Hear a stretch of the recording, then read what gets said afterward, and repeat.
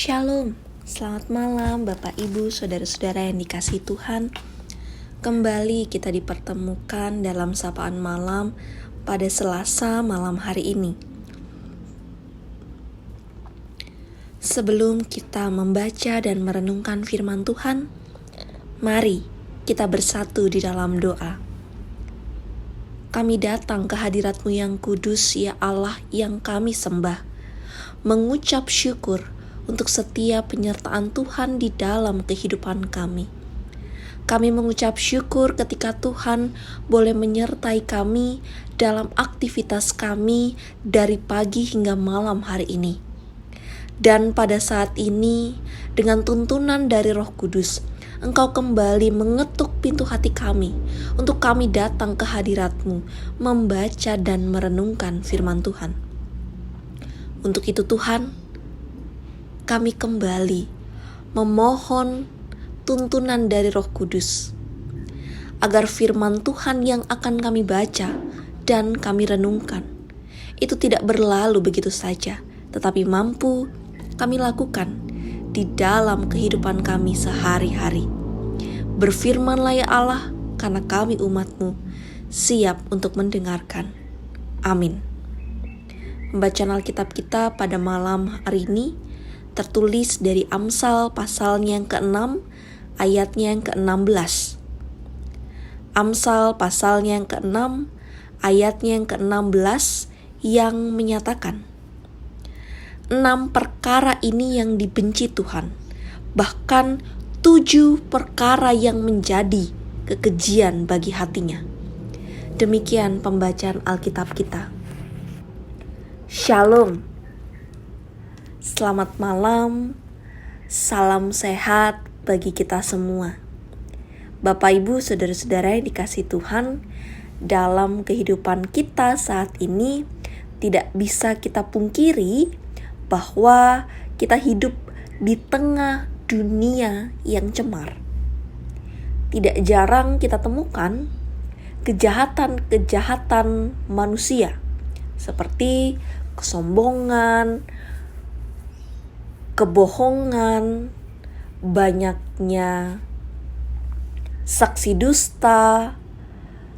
Kita juga sering menemukan adanya pembunuhan, tawar hati, dan tentunya masih banyak lagi. Dan ini semua terjadi di sekeliling kita.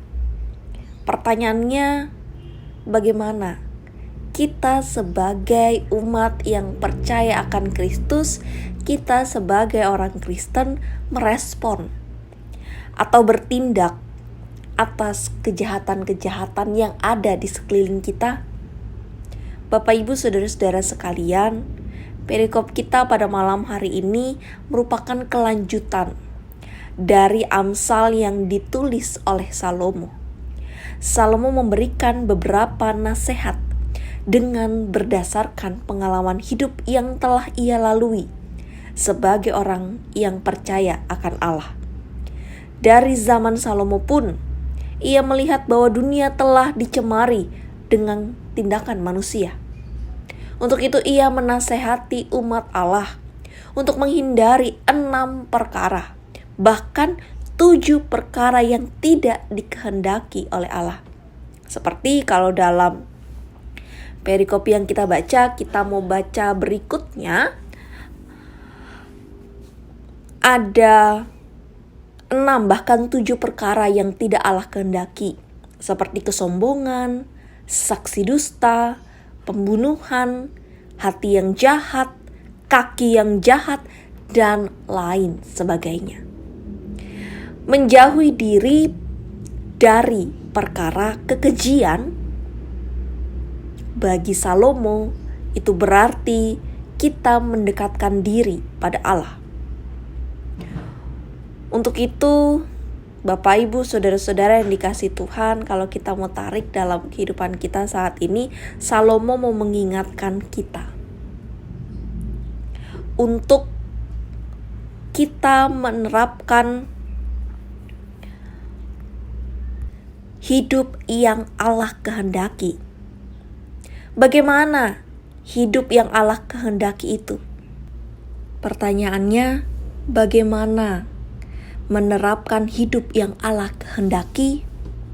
Tentu, ketika kita mau menjalani hidup yang Allah kehendaki, maka kita datang ke hadirat-Nya.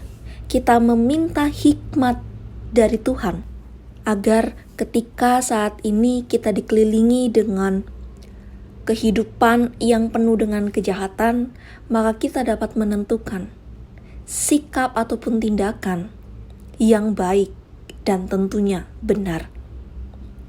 Dan ketika kita saat ini mungkin kita jatuh dalam kejahatan, maka mari datang ke hadirat Tuhan, memohon ampun, bertobat, sehingga kita menyadari kesalahan yang telah kita perbuat atau kejahatan yang pernah kita lakukan. Namun tidak hanya sekedar mohon ampun dan bertobat, tetapi kita juga mau memperbaiki diri menjadi manusia yang baru. Untuk itu, mari Bapak Ibu Saudara-saudara yang dikasihi Tuhan, jauhi segala tindakan kejahatan yang Allah tidak kehendaki. Tapi ketika kita pernah jatuh ke dalam dosa, maka jangan pernah ragu untuk berbalik kepada Tuhan. Dan mari menjadi manusia yang baru. Apakah kita sanggup? Kita pasti sanggup, karena Tuhan yang akan menyertai kita. Tuhan memberkati kita. Amin. Mari kita bersatu di dalam doa. Bapa di dalam surga, kami datang ke hadirat-Mu, mengucap syukur untuk setiap penyertaan Tuhan dalam kehidupan kami. Kami mengucap syukur Tuhan, ketika Tuhan boleh menyertai kami dalam aktivitas kami dari pagi hingga malam hari ini, dan Engkau kembali menuntun kami untuk kami boleh mendengarkan firman Tuhan dan merenungkannya. Dan kami boleh merefleksikan bahwa saat ini kami hidup di tengah dunia yang penuh dengan kejahatan. Untuk itu Tuhan, mampukan kami agar kami dapat menerapkan firman Tuhan itu di dalam kehidupan kami sehari-hari. Kami memiliki hikmat dan kebijaksanaan. Di dalam kami boleh menentukan sikap ataupun tindakan ketika kami dikelilingi dengan kejahatan. Bapa di dalam surga, tuntun dan sertai kami Bapa. Pada malam hari ini, kami menyatukan hati kami untuk mendoakan saudara-saudara kami yang saat ini dalam kelemahan tubuh. Tuhan, jaga dan berikan pemulihan yang terbaik yang asalnya daripada Tuhan. Mampukan saudara-saudara kami ini untuk boleh terus berserah kepada Tuhan. Kami juga berdoa untuk setiap saudara-saudara ataupun keluarga-keluarga yang saat ini dalam pergumulan. Tuhan memampukan mereka, berikan kekuatan, berikan semangat bagi mereka, agar dalam menghadapi setiap tantangan dan pergumulan, mereka terus mengandalkan Tuhan. Bapa di dalam surga, tidak lupa juga kami berdoa untuk bangsa dan negara kami Indonesia, secara khusus untuk mereka yang berada di garda terdepan, dokter, suster, para medis, relawan, aparat negara. Di dalam mereka boleh berjibaku mengurangi dampak pasien COVID-19. Bapa di dalam surga, berikan kekuatan kesehatan bagi mereka, agar di dalam menjalankan tugas dan tanggung jawabnya, mereka dapat melakukan itu semua dengan baik. Dan saat ini Bapa, kami akan kembali dalam istirahat malam kami. Kiranya Tuhan boleh menjaga dan memelihara kami, sehingga esok hari kami boleh melakukan aktivitas kami dengan baik. Ini doa syukur dan harapan kami Bapa. Di dalam nama anak-Mu Yesus Kristus Tuhan dan Juru Selamat kami berdoa. Amin. Demikian sapaan malam kita pada malam hari ini. Tetap jaga kesehatan Bapak Ibu, tetap terapkan protokol kesehatan dengan baik, Tuhan Yesus memberkati kita.